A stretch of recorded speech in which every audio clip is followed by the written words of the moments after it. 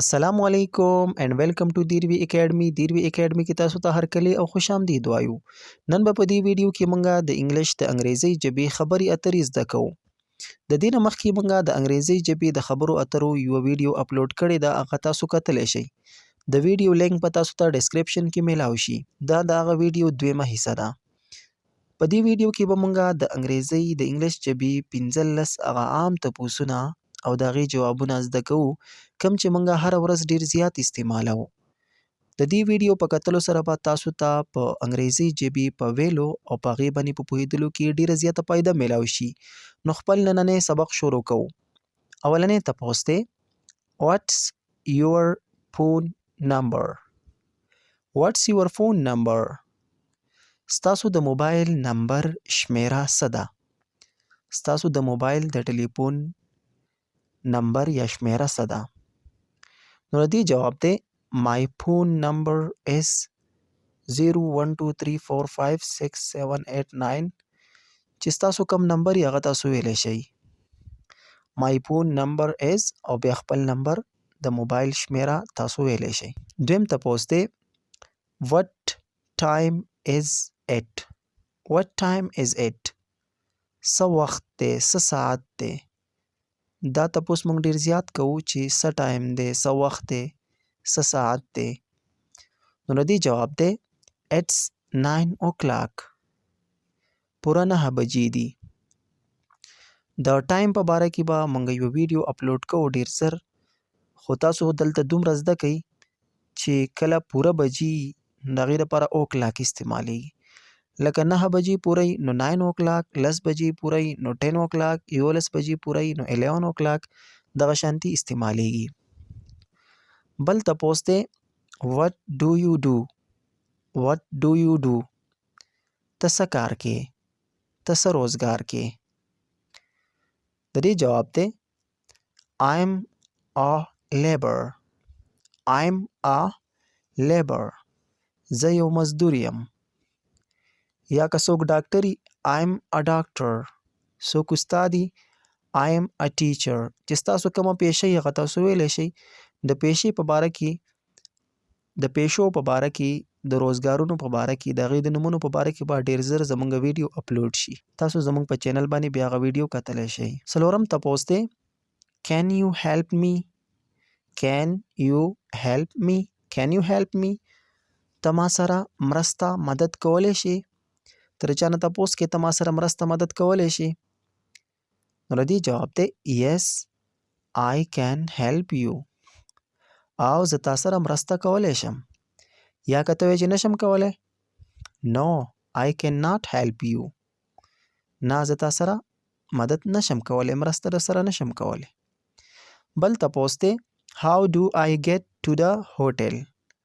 How do I get to the hotel? How do I get to the hotel? زه به هوټل ته څنګه ورسم؟ نو د دې جواب دی To get to the hotel, you can take a taxi or bus. To get to the hotel, you can take a taxi or bus. هوټل ته د رسیدو دپاره ته ټیکسي یا بس کې تلی شي. بل تپوس دی Can you speak English? Can you speak English? ته انګریزي ژبه ویلی شي؟ که ویلی شي نو د دې جواب دی Yes, I can speak English.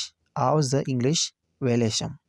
که نشئ ویلی No, I cannot speak English. نه زه انګلیش ژبه، انګریزي ژبه نشم ویلی. بل تپوس دی Are you busy? آیا ته مصروفه یې؟ مشغوله یې؟ Are you busy? د دې جواب دی که ته مصروفه نه یې نو داسې ویلی شي I'm not busy. No, I'm not busy. نه زه مصروفه نه یم. که ته مصروفه یې نو داسې ویلی شي Yes, I'm busy. او زه مصروفه یم. بل تپوس دی Do you understand? ته پوه شوې یا ته پوهیږې؟ ته پوه شوې یا ته پوهیږې؟